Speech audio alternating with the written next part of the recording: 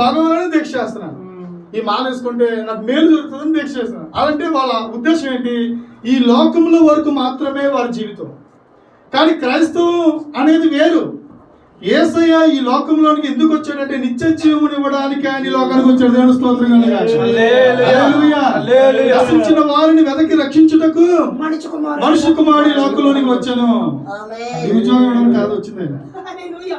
ఏదో నీ జీవితంలో ఏదో కొద్దిపాటి ఈ లోకంలో జీవించడానికి అవసరమైన ఇవ్వడం కాదు. నువ్వు ఆయన నమ్ముకుంటే ఈ లోకంలో నీకు అవసరమైనవన్నీ కూడా నీకు అందుతాయి. అది విషయం. దేవునికి మహిమ కలుగును. హల్లెలూయా. ఇప్పుడు ఎవరు కూడా దేవుడు అనబడేవారు ఎవరు కూడా నిత్య జీవంలోనికి నా ద్వారా ప్రవేశం ఉందని ఎవరు కూడా చెప్పలేదు. యేసుక్రీస్తు ప్రభు వారే గట్టిగా ఘంటాపదంగా నిశ్చయముగా చెప్పాడు. దేవునికి మహిమ కలుగును గాక. నా ద్వారా తప్ప ఎవడు కూడా తండ్రి యొద్దకు రాలేడు.